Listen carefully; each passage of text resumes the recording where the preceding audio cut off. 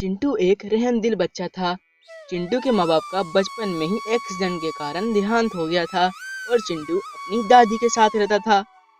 एक दिन चिंटू जंगल में कहीं घूम रहा होता है। चिंटू को एक कबूतर जमीन पर पड़ा हुआ दिखता है। अरे, ये यहाँ कैसे गिरा हुआ है? लगता है इसे गर्मी लग गई है।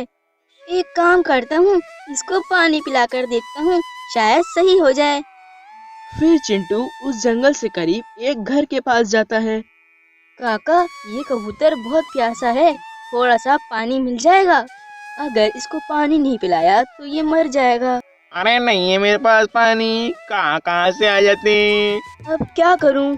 मैं इसको पानी कहाँ से पिलाऊं? अगर मैं अपने घर जाऊंगा तो मेरा घर तो बहुत दूर है, ये तो तब तक मर जाएगा।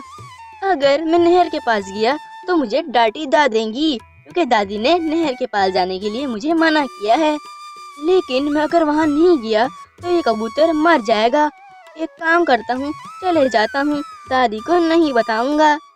फिर चिंटू नहर के पास चले जाता है। कबूतर, तुम चिंता मत करो, हम लोग नहर के पास आ गए हैं। मैं तुम्हें अभी पानी पिलाता हूँ और तुम फिर बिल्कुल ठीक हो जाओगे।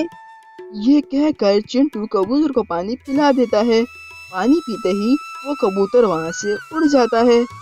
फिर चिंटू घर वापस आ जाता है। अरे चिंटू बेटा, तुम इतनी देर तक कहाँ थे?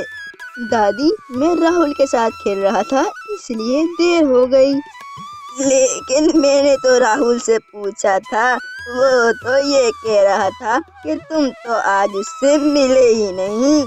सच सच बता चिंटू, तू इतनी देर तक कहाँ था? दादी, मैं आज जंगल गया तो मैंने देखा कि एक कबूतर गर्मी के कारण घायल पड़ा हुआ है और उसको कोई पानी भी नहीं पिला रहा था। तो मैंने नहर के पास जाके उस कबूतर को पानी पिला दिया और आपको पता है दादी, वो कबूतर पानी पीते ही उड़ गया।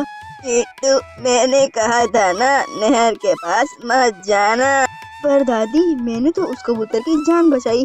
अगर मैं उस कबूतर को नहर के पास ले जाकर पानी नहीं पिलाता तो वो कबूतर मर जाता। और अगर तुमको कुछ हो जाता तो क्या होता? चिंटू बेटा, मेरा तुम्हारे सिवा कोई भी नहीं है और तुम्हारा भी तो मेरे सिवा कोई भी नहीं है, और तुम मेरे बेटे छोटे की आखिरी निशानी हो। अगर तुमको कुछ हो गया तो मैं क्या करूँगी? अच्छा दादी, मैं अब वहाँ नहीं जाऊँगा, मैं आपसे वादा करता हूँ। मेरा अच्छा बेटा, शाबाश बेटा, अब वहाँ मत जाना। एक दिन चिंटू अपनी दादी से बात कर रहा होता है। बात करते ही करते चिंटू बेहोश हो जाता है। चिंटू, चिंटू, क्या हुआ बेटा तुमको?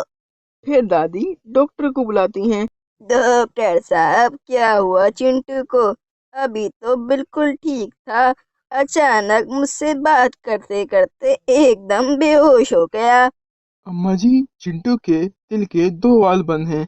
अगर चिंटू का जल्दी से जल्दी ऑपरेशन नहीं किया गया तो चिंटू मर जाएगा। डॉक्टर साहब, चिंटू के ऑपरेशन में कितना खर्चा आएगा? अम्मा जी, चिंटू के दिल का ऑपरेशन करना पड़ेगा, जो कि बड़ा मुश्किल ऑपरेशन है। हमको शहर से अच्छे डॉक्टर बुलाने होंगे, जिनकी फीस कम से कम 1.5 से 2 लाख है। 2 लाख रुपए डॉक्टर साहब? मैं 2 लाख रुपए कहाँ से लाऊंगी? मेरा तो घर भी किराए का है। अम्मा जी, अगर मैं दिल का ऑपरेशन कर पाता तो मैं चिंटू का ऑपरेशन बिल्कुल फ्री में कर देता। फिर दादी गांव के सरपंच के पास जाती हैं।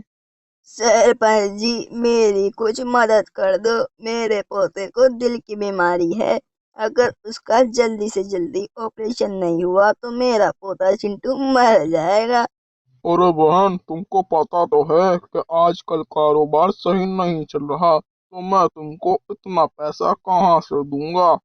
सरपंच जी, किसी और से मदद करवा दो, मैं थोड़े थोड़े कर कर पैसे दे दूंगी।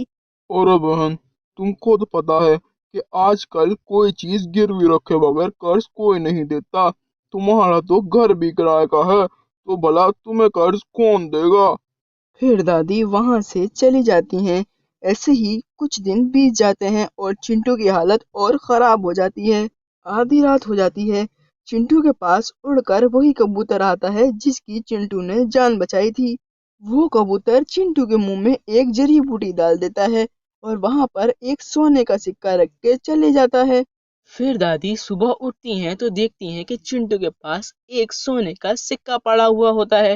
अरे ये सिक्का कहाँ से आया? ये सिक्का तो सोने का लगता है।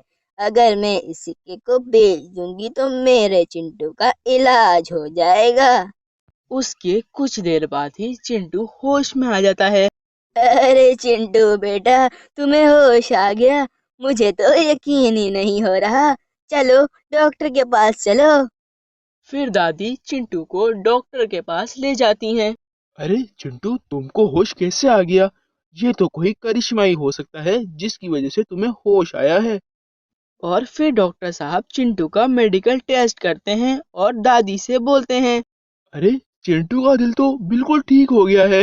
अब तो इसको कोई भी ऑपरेशन की जरूरत नहीं है। ऊपर वाले, तेरा बहुत शुक्रिया। तूने हमें इस परेशानी से निकाल दिया। कहीं दूर एक गांव आबाद था। उस गांव के लोग बहुत ही गरीब थे। अरे भाई देखो कितनी ठंड हो रही है, लेकिन हम लोगों के पास तो पहनने के लिए गर्म कपड़े भी नहीं हैं। अरे हम कर भी क्या सकते हैं, हमारे पास तो गर्म कपड़े खरीदने के पैसे भी नहीं हैं, तो हम क्या ही करेंगे। लेकिन अगर जल्दी से जल्दी गांव में गर्म कपड़े नहीं आए तो हम सब लोग तो ठंड के मारे मर जाएंगे। लेकिन हम कर भी क्या सकते हैं, पैसे हमारे पास है नहीं और हम लोगों का अनाज जितने का बिकता है उतने में तो हमारा सिर्फ गुजारा ही हो पाता है। फिर ऐसे ही कुछ दिन बीत जाते हैं। एक दिन सर्दी लगने के कारण एक बुढ़िया का देहांत हो जाता है। मैंने कहा था ना, अगर गांव में ठंडे कपड़े नहीं आए तो ठंड के कारण हम सब लोग मर जाएंगे। हाँ भाई, तुम ठीक ही कहते हो। गांव में बूढ़ों और बच्चों की तबीयत ज्यादा खराब हो रही है। लेकिन हम कर भी तो कुछ नहीं सकते। भगवान पे भरोसा रख बेटा, भगवान सब ठीक कर देगा। वहाँ पर एक बच्चा खड़ा होता है जिसका नाम मानव होता है। मानव बहुत ही अच्छा और सच्चा बच्चा था। ये बात सुनकर मानव भगवान की मूर्ति के पास जाता है। भगवान कृपया करके हमको इस ठंड के कहर से बचा लें। हमारे पास पहनने के लिए गर्म कपड़े भी नहीं हैं। कुछ दिन और बीत जाते हैं और फिर 24 दिसंबर आ जाता है। माँ, ये सेंटा क्लॉज कौन था और ये क्या करता था? माना बेटा, भगवान आसमान से एक बंदे को भेजते थे जो बंदा बच्चों को तोहफे देता था। लेकिन माँ, सेंटा को कैसे पता कि किसको क्या चाहिए? बच्चे अपनी इच्छा लिखकर एक मोजे में डाल देते थे और सेंटा उनकी इच्छा पूरी कर देता था। लेकिन माँ, सेंटा अब क्यों नहीं आता? सेंटा क्लॉज सिर्फ अच्छे और सच्चे बच्चों की बात सुनता था, लेकिन अब तो सब झूठ बोलते हैं और सच्चाई सच्चाई तो जैसे खत्म ही हो गई है इस दुनिया से। फिर मानव एक मोजा लेता है और अपनी इच्छा उसमें लिखकर डाल देता है। फिर मानव सोने चले आता है। रात के 12 बज जाते हैं। 25 दिसंबर लग जाता है और सेंटा आ जाता है। हो, कौन है वो अच्छा सच्चा बच्चा जिसने मुझसे इच्छा मांगी है? उस बच्चे की इच्छा क्या है? तो ये इच्छा है। फिर सेंटा सारे गांव वालों के घर के बाहर एक एक तोहफा रख देता है। फिर सुबह हो जाती है। सारे गांव वाले अपने घर से बाहर निकलते हैं। उनको सेंटा का दिया हुआ तोहफा मिलता है। उन डब्बों में गर्म कपड़े होते हैं और हर डब्बे के ऊपर मानव का नाम लिखा हुआ होता है। अरे, इन डब्बों में मानव का नाम क्यों लिखा है? मानव तो बच्चा है और वो ये सब कैसे कर सकता है? मानव बेटा, तुमको पता है कि ये सब कहाँ से आया? नहीं काका, मुझे नहीं पता ये सब कहाँ से आया।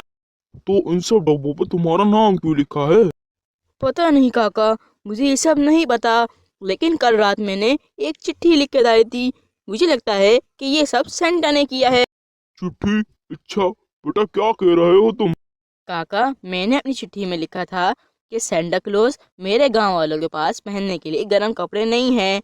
आप मुझे गर्म कपड़े दे दें। भले आप मेरी इच्छा पूरी ना करें, लेकिन मेरे गांव वालों की इच्छा पूरी कर दें।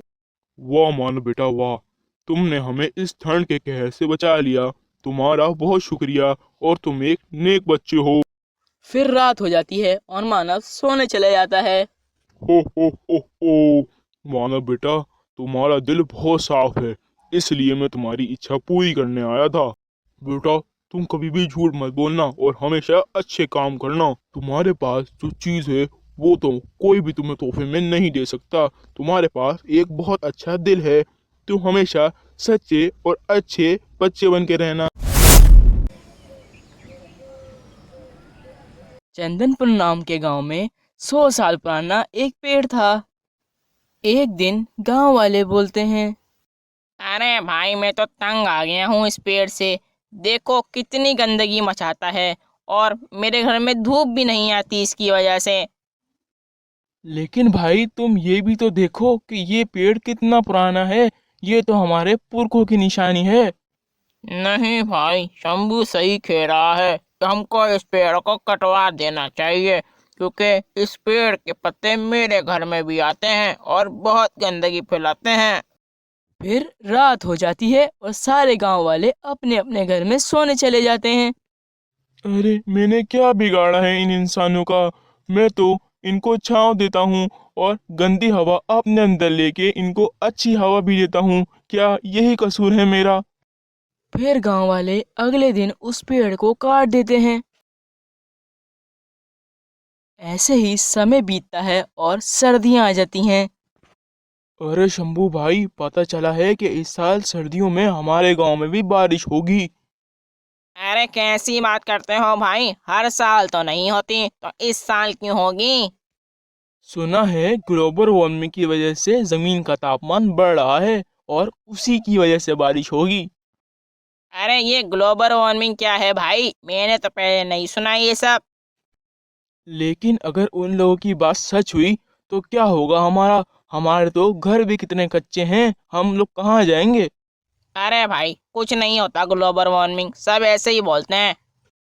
फिर अगले दिन बहुत जोरों की बारिश होती है और गांव में बाढ़ आ जाती है। मैंने मैंने तुमको कहा था ना कि बहुत जोर की बारिश होगी, लेकिन तुमने मेरी बात नहीं मानी। अब भुगतो तो ये सब। अरे भाई, मैंने तो ऐसे ही कह दिया था, लेकिन ये तो बहुत जोरों की बारिश हो गई और गांव में बाढ़ भी आ गई। अब हम कहाँ जाएंगे? हमारे पास तो रहने के लिए सही जगह भी नहीं है। और ये सर्दी के दिन हम कहाँ रहेंगे? अब तो ऊपर वाला ही हमको बचा सकता है। अगला दिन हो जाता है। गांव में सरकार की तरफ से कुछ कर्मचारी आते हैं जो गांव वालों के लिए सामान लाते हैं।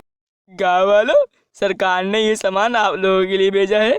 ये सामान थोड़ा कम जरूर है, पर काम चल जाएगा। फिर ऐसे ही कुछ वक्त बीतता है और गांव में एक आदमी आता है।